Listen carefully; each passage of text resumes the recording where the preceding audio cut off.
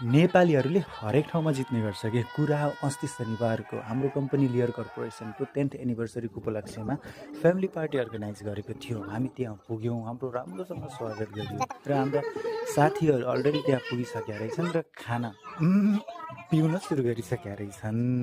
खाना र पिउन मात्र होइन, त्यहाँ चाहिँ हरेक प्रकारको गेमहरू रहेछ। जस्तै केटाहरूको रस्सी तानातान, केटीहरूको रस्सी तानातान अलगै। हेर्नुहोस् कसले छिटो केक खाइसक्ने, को लामो समयसम्म बुलमा बसिरहन सक्ने, टिकिरहन सक्ने, कसले अग्लो बक्स गराउन सक्ने, भलिबल यावत इत्यादि थियो। तर गेम मात्र होइन है, जित्नेलाई चाहिँ 100 युरो पनि थियो है प्राइज। नेपालले जितिहालेको थियो पहिला, पछिबाट इन्डियाले चाहिँ राम्रोसँग जित्यो है, 100 युरो लैहाल्यो। खाना र खेल मात्र होइन, त्यहाँ इन्जोयमेन्ट पनि एकदमै राम्रो थियो।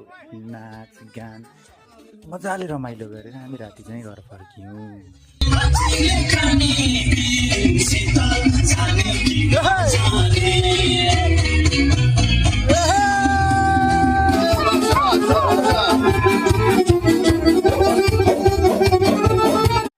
नेपालीहरूले हरेक ठाउँमा जित्ने गर्छ के कुरा हो। अस्ति शनिबारको हाम्रो कम्पनी लियर कर्पोरेसनको 10th एनिभर्सरीको उपलक्ष्यमा फ्यामिली पार्टी अर्गनाइज गरेको थियो। हामी त्यहाँ पुग्यौँ, हाम्रो राम्रोसँग स्वागत गरियो र हाम्रा साथीहरू अलरेडी त्यहाँ पुगिसकेका रहेछन् र खाना पिउन सुरु गरिसकेका रहेछन्।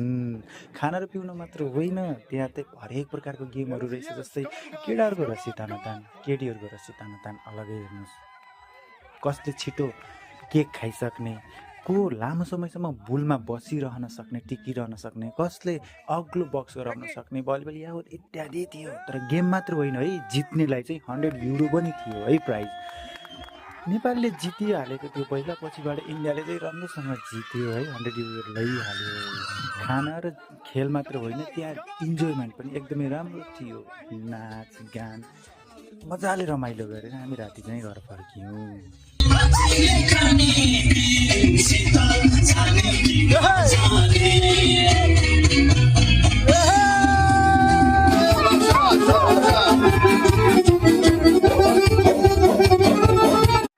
नेपालीहरूले हरेक ठाउँमा जित्ने गर्छ के कुरा हो। अस्ति शनिबारको हाम्रो कम्पनी लियर कर्पोरेसनको 10th एनिभर्सरीको उपलक्ष्यमा फ्यामिली पार्टी अर्गनाइज गरेको थियो। हामी त्यहाँ पुग्यौँ, हाम्रो राम्रोसँग स्वागत गरियो र हाम्रा साथीहरू अलरेडी त्यहाँ पुगिसकेका रहेछन् र खाना पिउन सुरु गरिसकेका रहेछन्।